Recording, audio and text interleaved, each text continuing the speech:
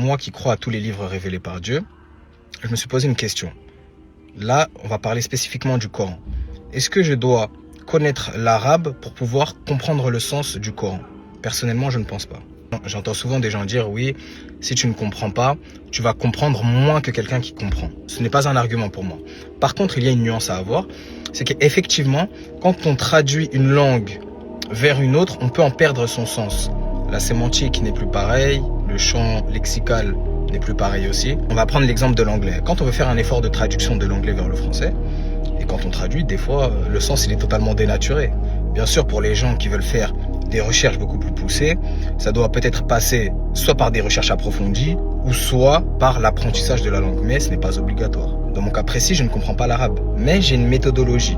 Ça veut dire que quand je vais tomber sur des textes que je ne comprends pas, je vais regarder s'il y a plusieurs traductions possibles, je vais regarder la racine du mot, ce qui va me permettre d'avoir une compréhension globale.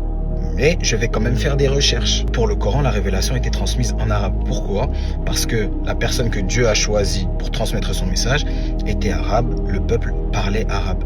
Mais ça ne veut pas dire que l'on doit adopter les us et coutumes de ce peuple-là. Parce que ça voudrait dire que la foi serait plutôt culturelle que spirituelle. Ça n'a pas de sens. Alors, je pense que on peut comprendre les textes, même si on les a pas et on ne comprend pas la langue de révélation, en faisant usage de notre réflexion, de notre sens de la logique.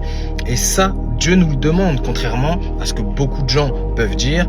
Ce n'est marqué nulle part qu'on ne doit pas méditer sur les textes. Et bien évidemment, quand tu médites personnellement sur les textes, tu en sors une compréhension, mais cela doit toujours se faire honnêtement, intellectuellement et à la lumière des textes. Bon, pour conclure, il n'est pas obligé d'apprendre la langue de la révélation. Là, je parle notamment aussi pour moi qui étudie le Coran et qui étudie aussi les autres livres. Je ne suis pas obligé d'apprendre l'arabe, d'accord?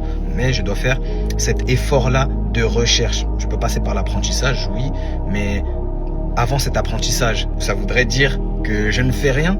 Non, je médite, d'accord? Donc ne vous laissez pas avoir par exemple qui disent non, tu ne comprends pas, ou tu n'as pas eu de révélation divine, ou tu n'es pas touché par le Saint-Esprit, ou tu n'as pas la compréhension nécessaire. C'est ta compréhension et cela relève de ta responsabilité personnelle de le faire en toute honnêteté et en toute sincérité.